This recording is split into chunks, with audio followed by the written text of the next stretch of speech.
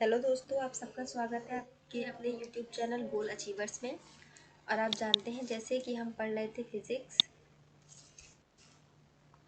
आप जानते हैं हम लोग पढ़ रहे थे फिज़िक्स एंड फिज़िक्स में हमारा चल रहा था मॉडर्न फिज़िक्स।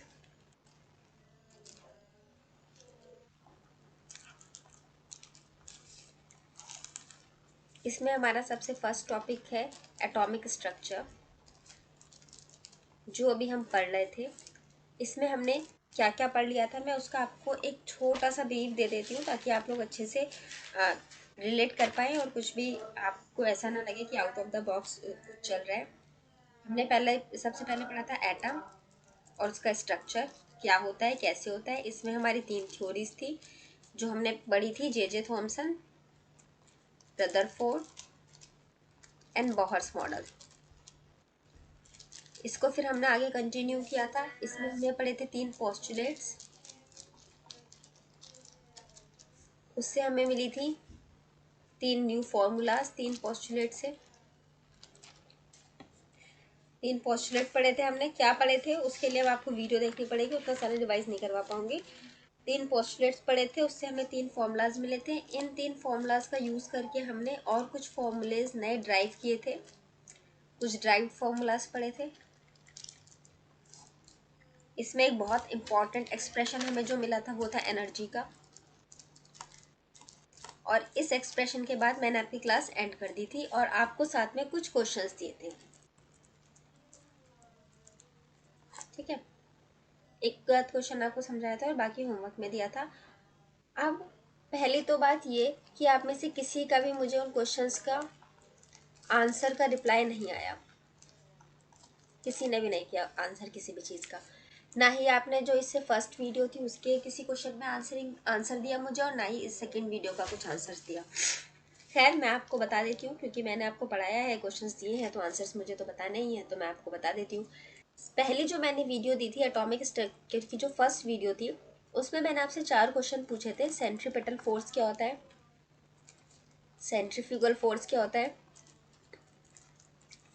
काइनेटिक एनर्जी और पोटेंशियल एनर्जी के बारे में। ऐसा नहीं है कि इन क्वेश्चंस को देने के पीछे ये रीज़न था कि मुझे लग रहा था कि आपको आता नहीं है या क्या है। देने का सिर्फ रीज़न ये था कि आप इनके जब आंसर्स लिखते हैं आपके पास फॉर्मूला रिवाइज हो जाते, बस फॉर्मूला इंपॉर्टेंट है।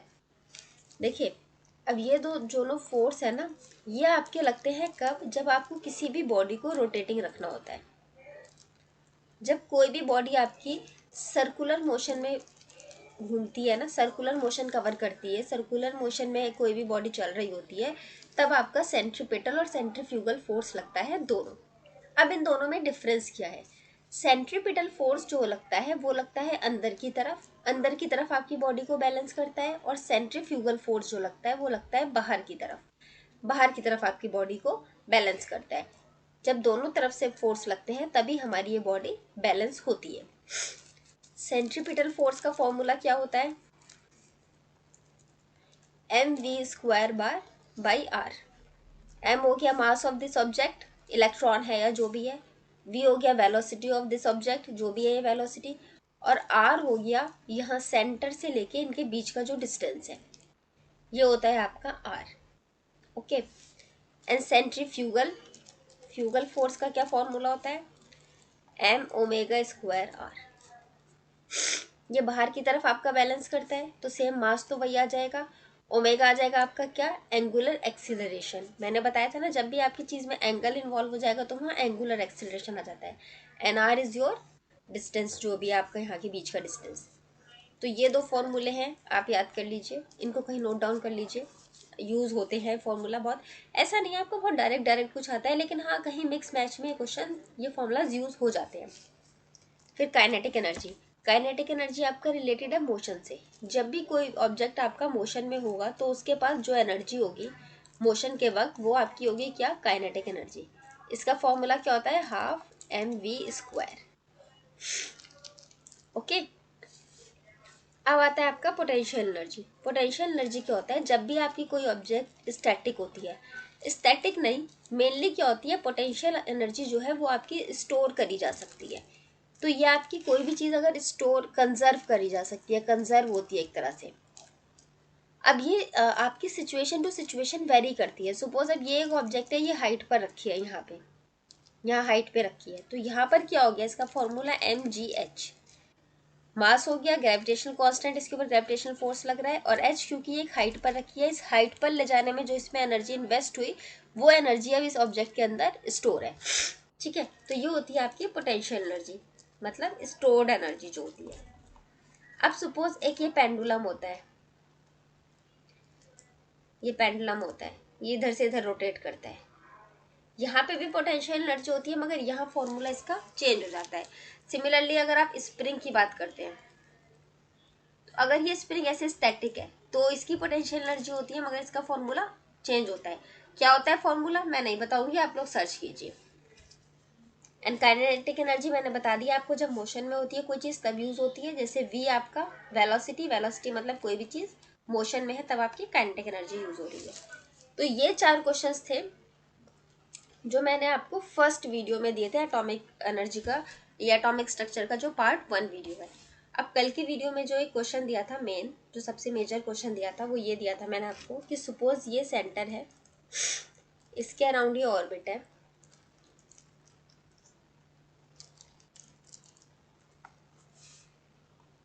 ये इलेक्ट्रॉन है जो यहाँ से यहाँ जंप करके आया, एक इलेक्ट्रॉन यहाँ से यहाँ जंप करके आया, ठीक है, एक इलेक्ट्रॉन आपका यहाँ से यहाँ जंप करके आया। तो मैंने पूछा था इन तीनों ने अपना ट्रांजिशन चेंज किया है, तो पहले तो ये बताइए इनकी एनर्जी जो है वो फिक्स रहेगी या चेंज होगी। ठीक है, अब अगर चेंज होगी तो तीनों की एनर्जी चेंज इक्वल होगा या डिफरेंट होगा। अब डिफरेंट होगा तो क्या, कौन ज्यादा होगा, कौन बराबर रहेगा और कौन कम होगा। तो ये आपका क्वेश्चन था जिसका आंसर किसी का नहीं आया। अब या तो आपको ये टॉपिक नहीं समझ में आया एनर्जी वाला, या तो फिर भाई आया गया और सिर्फ कुछ पढ़ो लेक्चर, और क्वेश्चन वोश्चन तो करने की जरूरत है नहीं, नोट्स वोट्स भी बनाने की जरूरत नहीं है, क्योंकि हम फिजिक्स कोई टफ चीज़ थोड़ी है। फिजिक्स तो ऐसा है बिल्कुल जैसे ABCD हमें पढ़ना है, और कुछ इसमें ज़्यादा मेहनत तो लगनी नहीं है। तो कॉपी पेन यूज़ करने की क्या ज़रूरत है, न्यूमेरिकल करने की क्या ज़रूरत है, क्वेश्चन सॉल्व करने की क्या ज़रूरत है, दिमाग लगाने की क्या ज़रूरत है, क्योंकि एग्जाम में तो हमारा रटा रटाया पेपर आने वाला है। तो इसीलिए ऐसे काम नहीं चलेगा, क्वेश्चन जो देती हूँ वो करने पड़ेंगे। इस क्वेश्चन को देने के पीछे रीज़न ये था कि इससे आपका एक कॉन्सेप्ट एनर्जी वाला बहुत अच्छी तरह क्लियर हो जाता। चलो खैर, मैं एक बार आपको थोड़ा सा ब्रीफ करती हूँ। ये अज्यूम कर रही हूँ कि आपको एनर्जी वाला कॉन्सेप्ट नहीं समझ में आया, इसीलिए मैं आपको थोड़ा सा बस एक शॉर्टकट में एनर्जी वाला कॉन्सेप्ट समझा देती हूँ, और उसके बाद अपना एक क्वेश्चन करवाती हूँ मैं आपको। देखिए क्वेश्चन क्या था आपका, ये टॉपिक के energy of electron in nth orbit. ये कल मैं करवा चुकी हूँ, आपको रिवाइज करा रही हूँ ये वाला टॉपिक। एक तो इसका रीज़न है कि ये बहुत इंपॉर्टेंट है, बहुत ज़्यादा इंपॉर्टेंट है, और इस पे बेस्ड मैंने क्वेश्चन दिया, आप लोगों ने किसी ने भी आंसर नहीं दिया, एक सिंगल स्टूडेंट ने आंसर नहीं दिया, तो मुझे लग रहा है पता नहीं शायद समझ नहीं आया आप लोगों को, और ये बहुत इंपॉर्टेंट है, इसीलिए मैं इसको रिवाइज करा रही हूँ। तो देखिए मैंने आपको क्या बताया था कि आपके क्या होता है, एक होता है एनर्जी जो होती है आपकी एनर्जी जो होती है वो या तो आपकी ऑब्जेक्ट मूव कर रही होगी, काइनेटिक एनर्जी, या तो उसके अंदर स्टोर्ड होगी, तो उसको हम क्या बोलेंगे, पोटेंशियल एनर्जी। ठीक है, इन दो चीज़ों से मिलके आपकी जो इलेक्ट्रॉन की एनर्जी होती है वो बनी हुई होती है।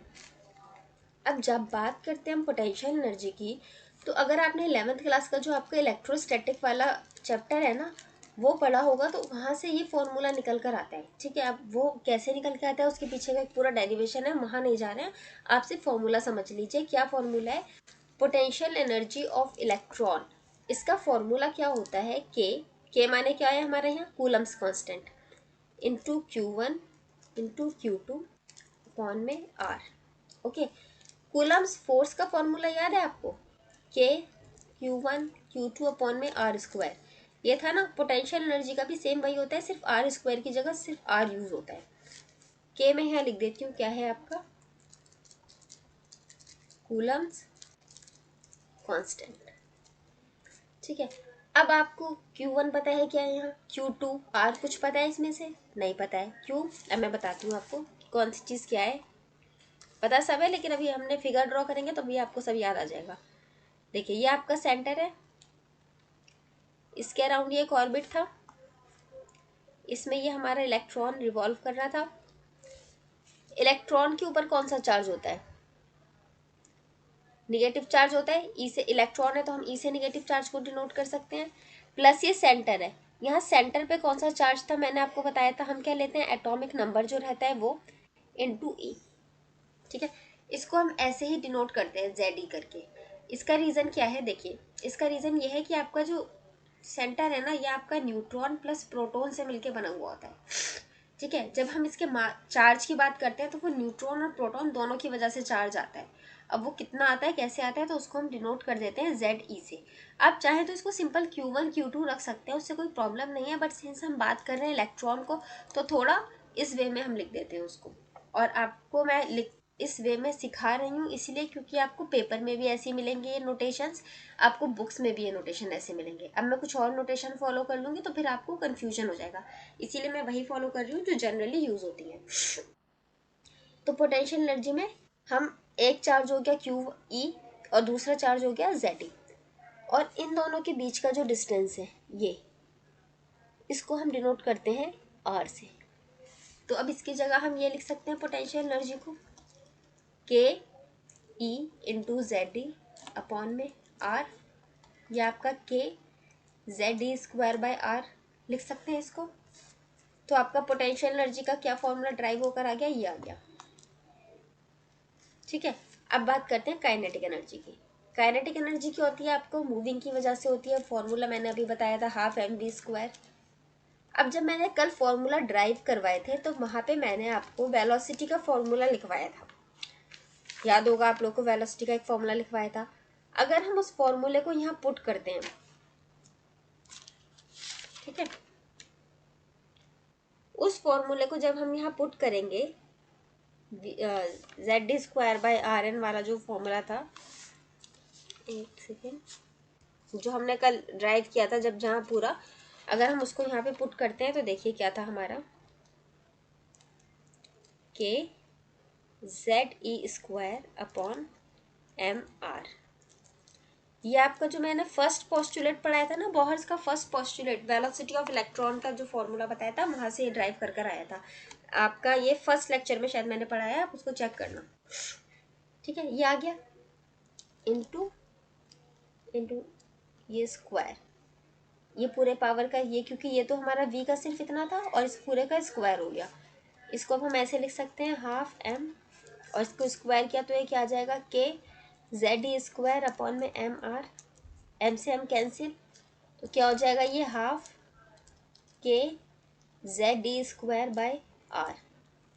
ये आ गया क्या आपका काइनेटिक एनर्जी का फॉर्मूला, और पोटेंशियल एनर्जी का फॉर्मूला ये आ गया। दोनों फॉर्मूले अच्छी तरह से देख लिया आपने। अब ये देखिए, अब जब हम बात करते हैं यहाँ एनर्जी की, तो ये काइनेटिक एनर्जी प्लस ये जो हमने पोटेंशियल एनर्जी लिखा, अब आप ये देखिए इन दोनों के बीच में हमारा जो चार्ज है वो अट्रैक्टिव है या रिपल्सिव है? अट्रैक्टिव है। जब हमारे चार्ज अट्रैक्टिव होते हैं तब हमारा जो पोटेंशियल एनर्जी होता है उसके साथ माइनस का साइन लगता है, अगर रिपल्सिव होते हैं तो प्लस का साइन लगता है। बट सिंस यहाँ अट्रैक्टिव चार्ज है तो यहाँ पे साइन किसका लगेगा, माइनस का। अगर आप में से कोई स्क्रीनशॉट लेना चाहता है तो ले सकता है। मैं अब नेक्स्ट इसको इरेज कर रही हूँ इसको और अच्छे से समझाने के लिए। देखिए, तो हम एनर्जी को लिख सकते थे kinetic energy minus potential energy, ये लिख सकते थे। हो ये ऐड ही रहा है, सिर्फ यहाँ माइनस का साइन क्यों आया है, क्योंकि ये आपका अट्रैक्टिव फोर्स था। बेसिकली ये ऐड ही हो रहा है। ठीक है, तो काइनेटिक एनर्जी का फॉर्मूला हमने जो ड्राइव किया था उसको हम लिख देंगे half K Z D square by R, for nth orbit निकालना है तो n लिख सकते हैं, माइनस पोटेंशियल एनर्जी का फॉर्मूला जो हमने निकाला था K Z D square by R, n लिख सकते हैं। इनको सॉल्व करेंगे, ये फुल है ये हाफ है, माइनस कर देंगे तो हाफ, माइनस का साइन ही आएगा यहाँ पे, के Z D square bye Rn। आपका एनर्जी का फॉर्मूला क्या आया निकल के यहाँ से, -1/2 kZe² अपॉन में Rn। अब इसमें देखिए हमें k की वैल्यू पता है क्या होती है, क्योंकि कूलम्स कांस्टेंट है ये। e की वैल्यू हमें पता है क्या होती है, 1.6 × 10⁻19 चार्ज होता है, ये पता है हमें। हम ये सारी वैल्यूज अगर पुट कर देते हैं तो फाइनली आपका जो एनर्जी का फॉर्मूला बनता है वो बनता है -13.6 इंटू Z²/n²। ठीक है, ये आपका इसको सॉल्व करके ये आपकी वैल्यू आ जाती है। अब ये वैल्यू, अच्छा एक स्टेप यहाँ मिस कर दिया, ये आप लोग फिर और कंफ्यूज हो जाएंगे अगर नहीं लिखा तो। -1/2 kZe² अपॉन में ये जो Rn दिख रहा है ना, ये Rn दिख रहा है, ये मैंने आपको रेडियस ऑफ इलेक्ट्रॉन का जो बताया था ना फॉर्मूला कल के लेक्चर में, फर्स्ट फॉर्मूला यही बताया है। आप यहाँ वो फॉर्मूला लिख सकते हैं, वो क्या है, 0.529 इंटू n²/z, वो ये फॉर्मूला है। इसको जब आगे आप सॉल्व करेंगे तो ये बन जाएगा 1/2 k, ये z ऊपर चला जाएगा तो Z² E² upon 0.529 into n²। बाकी कांस्टेंट की वैल्यू पुट कर देंगे तो आपका ये आ जाएगा। सारी वैल्यूज पुट करने के बाद आपका ये आंसर आ जाएगा एनर्जी का। ओके, ये बहुत इंपॉर्टेंट एक्सप्रेशन है, मैंने आपको कल भी बताया था, बहुत इंपॉर्टेंट एक्सप्रेशन है ये, इसको याद रखना है। अब हम इसमें चलते हैं थोड़ा और आगे। देखिए जब हमने बात करी थी एनर्जी की, अभी हमने निकाल लिया energy of electron in nth orbit, हमने निकाल ली।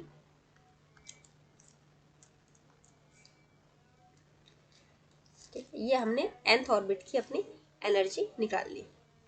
अब हमें ये पता है कि अगर हम एनर्जी हमारी nth ऑर्बिट की है, अगर हम अपनी फर्स्ट ऑर्बिट में एनर्जी निकालना चाहें, मतलब n = 1, ये हो गया न्यूक्लियस, ये इसके अराउंड एक ऑर्बिट हो गई, ये दूसरी ऑर्बिट हो गई, ये तीसरी ऑर्बिट हो गई, ऐसे बहुत सारे ऑर्बिट्स हो सकते हैं। अब अगर हम फर्स्ट ऑर्बिट में निकाल रहे हैं, n = 1 में निकाल रहे हैं, तो हमारी एनर्जी में हम n की जगह 1 पुट कर सकते हैं, तो आपका आंसर क्या आ गया, -13.6 Z² इलेक्ट्रॉन वोल्ट। आपकी जो एनर्जी होती है उसकी यूनिट होती है इलेक्ट्रॉन वोल्ट।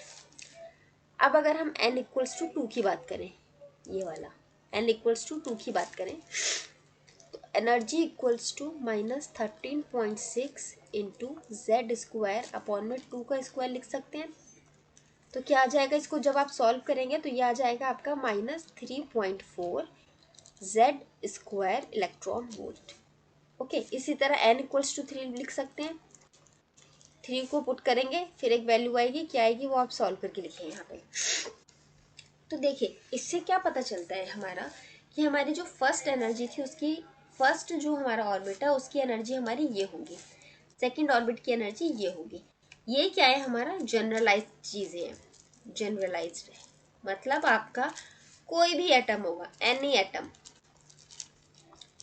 चाहे वो हाइड्रोजन का है, चाहे वो हीलियम का है, या वो ऑक्सीजन का है, एटसेट्रा, चाहे वो किसी का भी है, सबके लिए एनर्जी की जो वैल्यू रहेगी वो यही रहेगी। ओके, सबके लिए एनर्जी की यही आपकी यही टर्म्स रहेंगे। अब अगर हम थोड़ा स्पेसिफिक हो जाते हैं, अब अगर हम बात करते हैं स्पेसिफिकली हाइड्रोजन एटम की। अब आप कहिए कि हाइड्रोजन एटम का ही मैंने एग्जांपल क्यों लिया, रीज़न इसके दो हैं। पहला, एक तो सिंपल होता है, दूसरा जो मेन इंपॉर्टेंट रीज़न है वो ये एग्जाम में आपका यही पूछता है, बस यही पूछता है एग्जाम में। कभी ऑक्सीजन हीलियम वीलियम का कभी नहीं पूछा है, मैंने आज तक नहीं देखा है इस तरह का कोई हीलियम या ऑक्सीजन के लेवल तक पे पूछने चला गया हो कोई। हाँ भाई, कोई ज़्यादा ही किसी को कुछ ज़्यादा टफ बनाने का मन कर रहा है तो अलग बात है, तो हमने उसके लिए जनरलाइज एक्सप्रेशन पढ़ ली है। हाइड्रोजन के लेके मैं आपको पढ़ा देती हूँ। एक्चुअली रीज़न ये है कि हमारे पास जितने भी एनालिसिस है ना वो सारी हाइड्रोजन एटम को ही लेकर है। चाहे अब हम स्पेक्ट्रम पढ़ेंगे इसके बाद हम हाइड्रोजन स्पेक्ट्रम, तो वो स्पेक्ट्रम भी हाइड्रोजन को लेके है, Lyman series Balmer series. Oxygen या हीलियम के स्पेक्ट्रम्स तो है नहीं हमारे पास, होंगे लेकिन अभी हमारे लेवल पे नहीं है, तो इसीलिए अब उधर जाने की भी कोई नीड नहीं है इतना ज़्यादा। हाइड्रोजन के लेवल का क्वेश्चन आता है तो हम हाइड्रोजन लेवल पढ़ लेंगे। देखिए क्या थी आपकी energy in first orbit, -13.6 into Z square electron volt थी। जेड कितना होता है हाइड्रोजन एटम का, 1 होता है, -13.6 1 स्क्वायर इलेक्ट्रॉन वोल्ट। क्या लिख सकते हैं आप इसको, -13.6 इलेक्ट्रॉन वोल्ट। तो हाइड्रोजन के फर्स्ट एटम की एनर्जी कितनी हो गई, फर्स्ट ऑर्बिट की एनर्जी कितनी हो गई, -13.6 इलेक्ट्रॉन वोल्ट। अब अगर हम बात करें सेकेंड ऑर्बिट की, कितनी आई थी हमारी, -3.4 जेड स्क्वायर इलेक्ट्रॉन वोल्ट। इसको भी अगर हम सॉल्व करेंगे तो आ जाएगा -3.4 1 का square electron volt equals to -3.4 electron volt. तो हमारी हाइड्रोजन के सेकेंड ऑर्बिट की एनर्जी कितनी आ गई, -3.4 इलेक्ट्रॉन वोल्ट। तो इस तरह से आपको समझ में आ गया कि अब हम कोई भी एनर्जी को हम निकाल सकते हैं। जैसे अगर हम मुझसे पूछा जाए E3 की निकालिए, तो मैं क्या करूँगी, -13.6 हमें पता है, इंटू जेड स्क्वायर, जेड की जगह हम 1 लिख सकते हैं हाइड्रोजन एटम के लिए, 1 स्क्वायर, अपॉन में क्या n स्क्वायर होता था ना, तो n की जगह हम 3 लिख सकते हैं, 3 का स्क्वायर। क्या आ जाएगा, -13.6 अपॉन में 9। इसको आप सॉल्व करेंगे तो आपका आंसर आ जाएगा कुछ 1 माइनस का 1.7 इलेक्ट्रॉन वोल्ट के अराउंड अप्रॉक्स। ठीक है, थोड़ा एग्जैक्ट लेंगे, थोड़ी एक दो वैल्यूज और आ जाएंगी, आपका इतनी ये वैल्यू आ जाएगी। तो इससे ये देखिए आप हाइड्रोजन एटम का अगर आपको कोई भी ऑर्बिट का आपसे एनर्जी निकालने के लिए बोल दे तो आप निकाल सकते हैं अब इजीली। सिर्फ आपको एक फॉर्मूला याद होना चाहिए, -13.6 इंटू जेड स्क्वायर अपॉन में n स्क्वायर। ये आपका फॉर्मूला है। हाइड्रोजन एटम के लिए Z 1 हो जाता है और n हमारा जिस भी ऑर्बिट के लिए पूछा गया हो वो हम लिख देते हैं। अब यहाँ पर एक चीज है वो और सुनिए, ये होता है आपका सेंटर है, ये आपका ऑर्बिट है, सेकेंड ऑर्बिट, सर्कुलर नहीं बन रहा है उसके लिए सॉरी, थर्ड ऑर्बिट,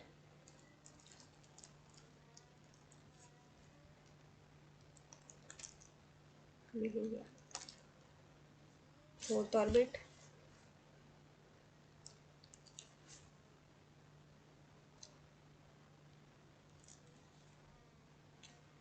ऐसे तो ये बात ही खराब हो गया, कुछ समझ नहीं आ रहा है इसमें।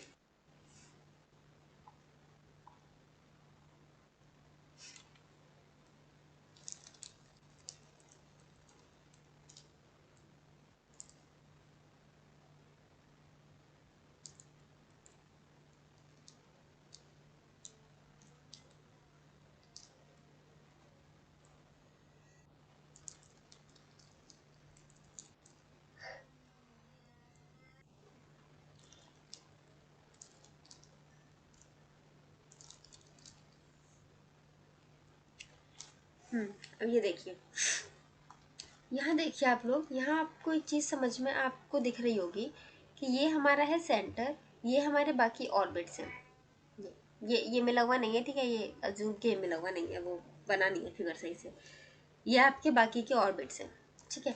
अब इसमें आपने एक चीज़ देखी कि आपका इसके बीच का जो डिस्टेंस है समथिंग कुछ है, यहाँ पे भी आपका इन दोनों के बीच में भी डिस्टेंस ठीक ठाक है, लेकिन अब जैसे जैसे दूर जा रहे हैं ये डिस्टेंस कम होता जा रहा है, कम होता जा रहा है ना, जैसे जैसे दूर जा रहे हैं।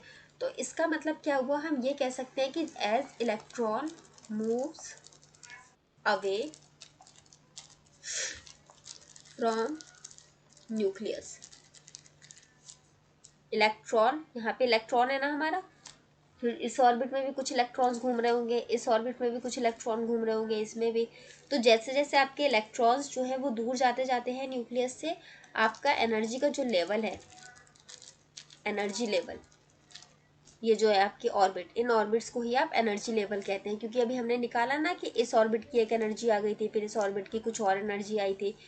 जैसे इस ऑर्बिट की जो फर्स्ट ऑर्बिट था इसकी आई थी -13.6 इलेक्ट्रॉन के केस में, वो हाइड्रोजन एटम के केस में। सेकंड वाले की आई थी -3.4, थर्ड वाले की आई थी -1.7, फोर्थ वाले की शायद -0.84 कुछ आती है शायद, नॉट श्योर नहीं हूँ मैं, इसको कैलकुलेट करना पड़ेगा। ठीक है, तो हर उसकी अलग अलग एनर्जी हो गई, तो मतलब आपका एनर्जी लेवल्स, इसलिए हम इन्हें एनर्जी लेवल्स भी बोल सकते हैं ऑर्बिट्स को। तो as electrons moves away from the nucleus the energy levels come closer. इसका क्या मतलब हुआ कि जैसे जैसे आपके ये इलेक्ट्रॉन दूर जा रहे हैं, न्यूक्लियस से दूर जा रहे हैं, पहला यहाँ था, फिर इस वाले ऑर्बिट का यहाँ पर हो गया, या यहाँ पर कहीं पे भी आप समझ लीजिए, या यहाँ हो गया, यहाँ हो गया, तो जैसे जैसे इलेक्ट्रॉन्स का डिस्टेंस बढ़ता जा रहा है, तो जो उनकी एनर्जी लेवल है जिस ऑर्बिट में वो घूम रहे हैं, वो थोड़ा पास आता जा रहा है। ठीक है, क्यों? इसका रीजन क्या रहता है कि आपका जो है न्यूक्लियस वो इलेक्ट्रॉन को अट्रैक्ट करता है। अब जैसे जैसे इलेक्ट्रॉन दूर जा रहा है ये अपनी तरफ उसको खींचता है। ठीक है, तो अब इसका क्या मतलब है, हम यहाँ पर ये चीज कह सकते हैं।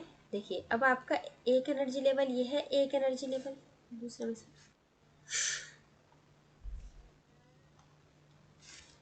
आपका एक एनर्जी लेवल ये है, ये पूरा सर्कुलर है, अज्यूम एक एनर्जी लेवल ये है।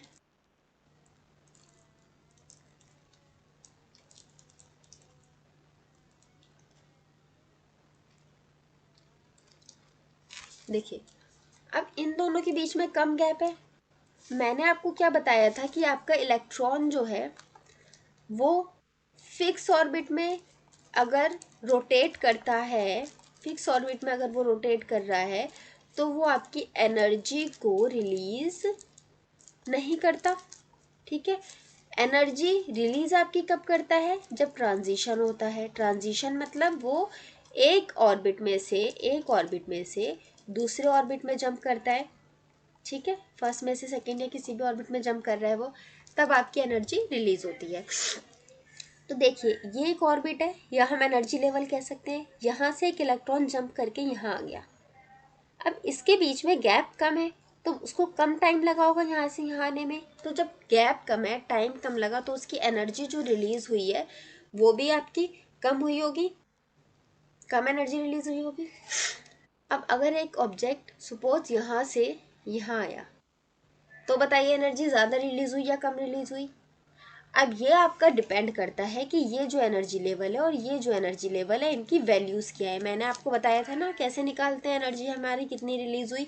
रिलीज एनर्जी या फोटोन की एनर्जी निकालने का मैंने फॉर्मूला बताया था, ई अपर या फिर फाइनल, फाइनल ई वो जिसमें आ गया माइनस ई ओरिजिनल जो उसका था। ये निकालने का फॉर्मूला मैंने आपको बताया था, तो उस फॉर्मूले से हम निकालेंगे कि कितनी एनर्जी रिलीज हुई। लेकिन आप देखकर ये बता सकते हैं यहाँ पर कम एनर्जी रिलीज हो रही है इन कंपैरिजन टू, अगर हम यहाँ की बात करें, यहाँ पे देखिए गैप ज़्यादा है तो वो ज़्यादा डिस्टेंस कवर करेगा, तो यहाँ पर एनर्जी भी वो अपनी ज़्यादा लूज करेगा, है ना। आपको बोलूँ मैं, अगर 2 किलोमीटर चलने में ज़्यादा एनर्जी थके आपकी ज़्यादा एनर्जी लगेगी या 10 किलोमीटर चलने में ज़्यादा एनर्जी लगेगी, तो आपका क्या जवाब होगा? 10 किलोमीटर में ज़्यादा एनर्जी लगेगी। 2 किलोमीटर में कम एनर्जी लूज करोगे आप, तो ये डिस्टेंस कम है आपका, तो यहाँ पर आपकी एनर्जी कम लूज होगी, और यहाँ डिस्टेंस ज़्यादा है तो आपकी यहाँ एनर्जी ज़्यादा लूज होगी। अब अगर मैं आपसे रैंडम पूछ लूँ, यहाँ से आया यहाँ पे, तो एनर्जी कितनी रिलीज हुई आपकी, या इसमें ज़्यादा रिलीज हुई, या यहाँ या ज़्यादा रिलीज हुई, या यहाँ ज़्यादा रिलीज हुई, तो इतना स्पेसिफिक जब आपसे पूछा जाता है तो फिर आपको ये फॉर्मूला लगाना पड़ता है। ओके।